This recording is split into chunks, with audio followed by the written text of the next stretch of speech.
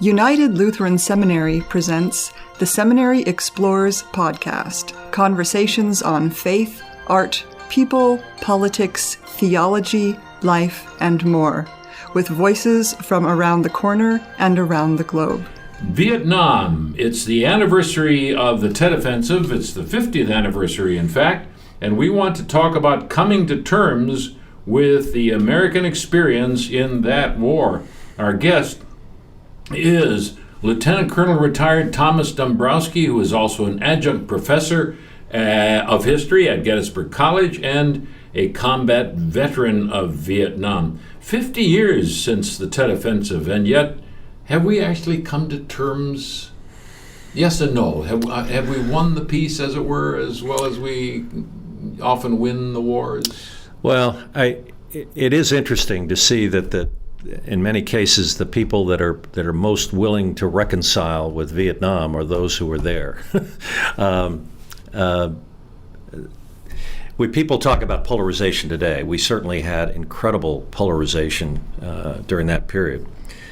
My daughter, who's just graduated from law school the other day, said, "This has got to be the worst day in American history." I said, "Oh, the worst year?" I said, No. 1968 was the worst year ever, certainly in my lifetime. I can imagine 1941 Pearl Harbor was a bad day, but bad day. The bad year had to be 68, and I explained to her why, and I said, and we were incredibly polarized there, even within families.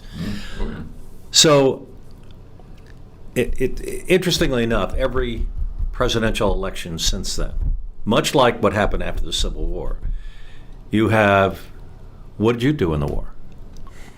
And up until, well, Clinton faced it, George W. Bush faced it, in that he was in the National Guard. Obama, I don't think anybody ever said anything about him, and certainly now the current president, who had bone spurs, but yet he can denigrate a POW who was tortured for a better part of 3 years. John McCain, yes. And to me, that just shows you how we're probably moving away from it, because we're not going to have Vietnam veterans running for office anymore. I was thinking about it on the way over. I said, my God, the youngest Vietnam veteran right now would be about 60, 65. Yeah. And so, like the Civil War, what happens is we're going to have all those war stories, and then 20 years after, which was not too long ago, our history would say we're ready again for a new generation to get into some kind of war. And what did we get? We had Desert Storm, we had Afghanistan, and then another war in Iraq. That's the biggest question of all, which is not on our list of questions, but there it is. Do we have to have a war every generation? Do we just need that sort of thing? Is the human condition? But I want to ask you about that parallel between the Civil War and the Vietnam War, in the sense that the issues with the Civil War are still with us, if nothing else, in reconciling regions and issues such as slavery. And you're saying that while we've overcome certain things in Vietnam, there are other things that still remain. Sure. When did you were talking about the publicity, and of course there's the media thing with Vietnam we didn't have in the Second World War. You could see instantly what the fighting was like. The public support. Yes, go ahead. Well, that is a myth. And that's another one of those myths that I explore. Okay, all right, good. Because we didn't see it instantly. What we saw was something that had been gone through an editing process, usually in Japan. Then it was shipped back and then shown. And in fact, is that they couldn't see real combat. What they were seeing is the aftermath of it. Gotcha. And one of the big complaints of many Vietnam veterans, the media lost the war for us. Well, the Center of Military History, which is the United States Army historical memory, if you will, they did a complete study using a man who was expert at analyzing. He looked at all of the television shows and all of the newspaper accounts, and he said 97% of everything you saw was either neutral or pro-war. 97%. Now, what are the 3%? Well, the police chief getting his head blown off Yes. by the Yes. which again, we haven't heard the whole story of that. I know, yeah. Then the little girl running down the road, who had just had her clothes burned off of her. Well, it turns out that was a South Vietnamese fighter that did it, wasn't American. Yeah. American didn't shoot that guy, and then there was the attack on the embassy and Tet Offensive. Yes. What perfect media opportunity then, attacking an embassy right by where all of the correspondents were living, and so they could take pictures of this, and again they made it sound a lot worse than it really was. It was 20 guys who got in, and eventually all of them were killed. They didn't do any damage really, but yet, wow, so it was the psychological impact that really made the media that powerful, really. I understand. It seems that when the public support went, would I say, down Oh, yes. with the casualty list, Yes. no matter how we interpret the media thing, and at the same time, the curve that had to do with what the military was saying were winning the war was going up while the Sure. public support was going down. Something was funny there. I mean, interesting, not funny, interesting. Well, tragic, maybe. what happened is, again, essentially, what presidents have to do in wartime is they've got to show that the sacrifice that people were making was worth it. All right, you see it with Abraham Lincoln at Gettysburg in the address. He said, "These dead shall not die in vain." Every president does that. They try to make people understand that the war was worth the sacrifice. When Lyndon Johnson did that, and when William Westmoreland, who was the commander in Vietnam, came in 1967 in November, I believe it was, a joint session of Congress, General Westmoreland said, "We're making progress. We're seeing a light at the end of the tunnel, and we think this war, we can begin withdrawing troops within a couple of years." Well, that's progress. Okay, good. That means, all right, we're heading toward there, and that's good. Well, the Tet Offensive changed all that. Oh, yeah. And it wasn't because it was a failure. It was a success in many respects for both sides, for the South Vietnamese and for us. South Vietnamese fought very well. All of the villages that had been attacked and cities that were attacked were cleared in 3 days, except Hue. And Hue is a whole different story. But those pictures and what happened basically told the American public we're not making progress. And it's not that they turned against the war, they became ambivalent about the war. They just wanted it over. And Peace is at hand. yeah, well, that's right. And when Richard Nixon runs for president, he says he has a secret plan to end the war. Well, that's what we want to hear. We don't want to hear the rest of this. And his secret plan was Vietnamization, which, that's going to get that, and he's going to begin bringing troops home fairly soon, and but slowly but surely. All right, well, that's a little bit of progress, and in fact, the war doesn't go that badly in 70 and 71 until the Cambodian invasion. But the bottom line is that public support was almost directly linked to the number of casualties, and I remember, and perhaps you remember it too, Life magazine, which was the thing that you read every week, and it was noted for its pictures.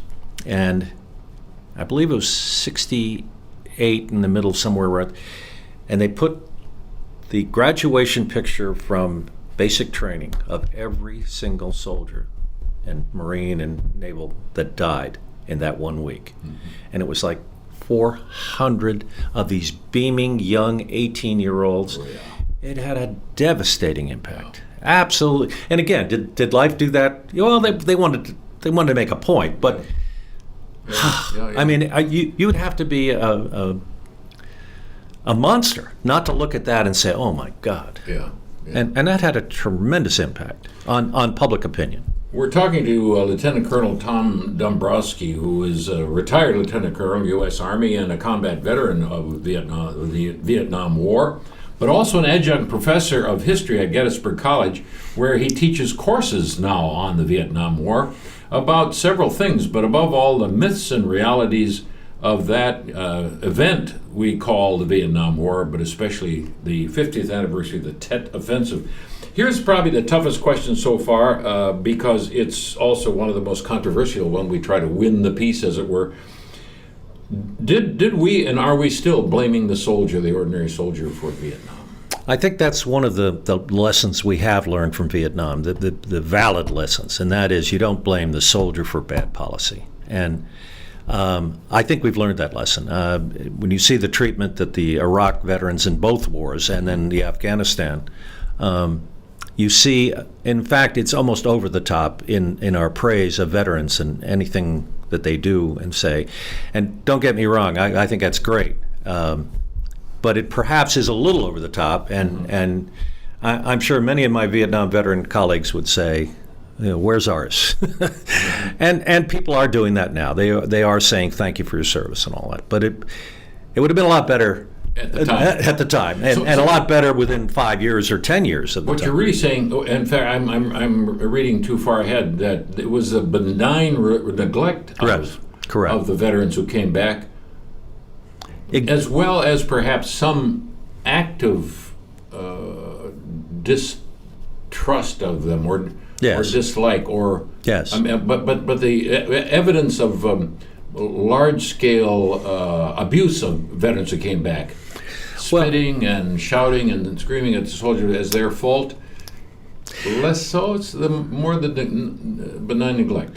Well, it's both. But okay. The active treatment, bad treatment of veterans wasn't as prevalent as perhaps people would say.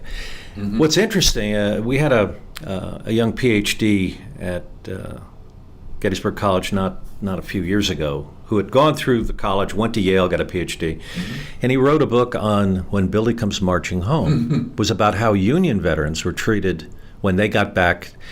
And wouldn't you have thought that at the end of the Civil War they'd been hailed in parades and all? No, they were treated like, oh, wow, you baby killers, you bad guys, you're going to try to do all that stuff to us. Oh, and you're going to take our jobs. And it incredibly bad treatment of the Union veterans. And that's why you see the formation of many of these Grand Army of the Republic and veterans organizations, Civil War, is they had to band together to essentially defend themselves.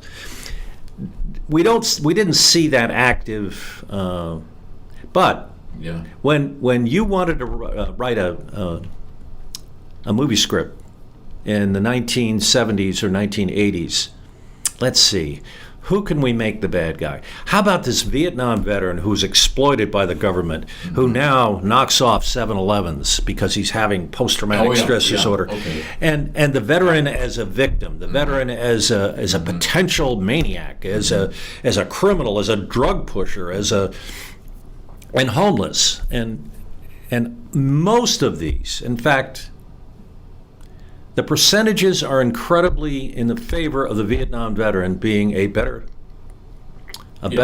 citizen than those who didn't serve, because one, they are people who did their duty, did not get treated well, but they had the GI Bill, they could go off to college, and they prospered. So the homeless rate is no more for Vietnam veterans than anybody. In fact, it's a little better.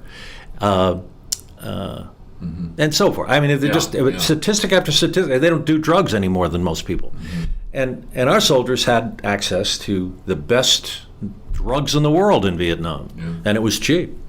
I was surprised and pleased to find out, Tom, we've been acquainted for a number of years, that you've actually been teaching courses on this.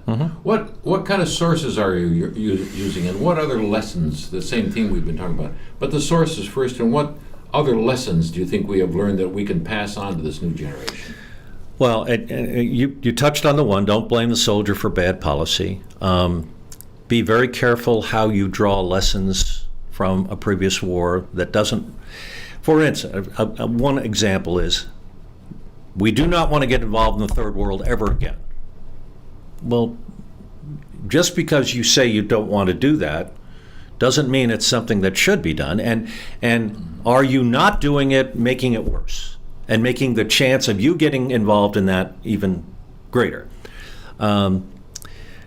The famous Weinberger doctrine says we're not going to go anywhere unless it directly affects our national interests, our vital national interests. And Colin Powell did the same thing. The problem is that modern warfare does not lend itself to that. And there are times when inaction is an action. Not doing anything encourages, in some cases, others. Now, again, I'm not advocating we go to war every other year. But keep an open mind. But if people don't absolutize. Absolutely, and if people don't think you're going to do anything, that will encourage them to do. I would give you Russia right now, and what they did in Crimea, and what they're doing in eastern Ukraine. They perceived weakness. They didn't think we'd do anything about it, and I don't know if it's a direct cause and effect, but I can just tell you that when you seem weak, bad people will take advantage of that. Bullies. Yeah. Well, and I asked about sources. What kind?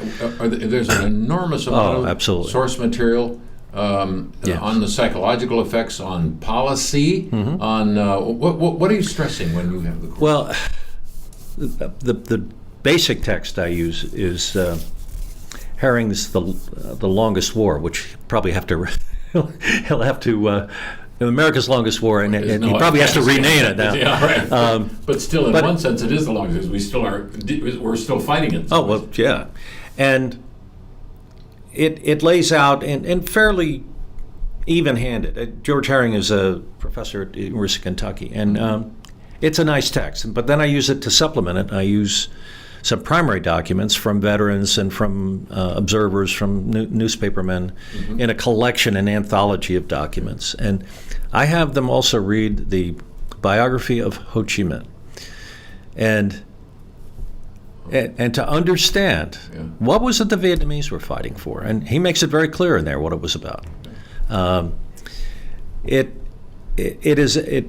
me, it's a very interesting way to, teach college students how to do research, how to look at both sides of an issue, and then develop an opinion based on facts, not based on prejudice and or a balanced bias. Opinion. Exactly. It's not going to be absolutistic, as we said. So you have to balance, and you've got, I have to deal with the anti-war movement just as much as I deal with what goes on in there. And I have a documentary video I show of CBS News and one about the war at home, which is a study of the University of Wisconsin as it evolved from day one. And Wisconsin was one of the hotbeds of the anti-war feeling. And it just showed how that anti-war movement developed. And it's fascinating. And how about the Ken Burns film? Did you familiar with that? I've been thinking since I've seen it, how I'm going to work it in. Exactly, yeah. I think what I'm going to do is there are 10 issues. I've got 16 students in the next first year seminar I've got. And I think what I'm going to do is give 2 students each. They have to watch one of the sessions and then report back. The Burns thing is, the documentary is very good. Some of my friends think it's too much favoring the anti-war military guys.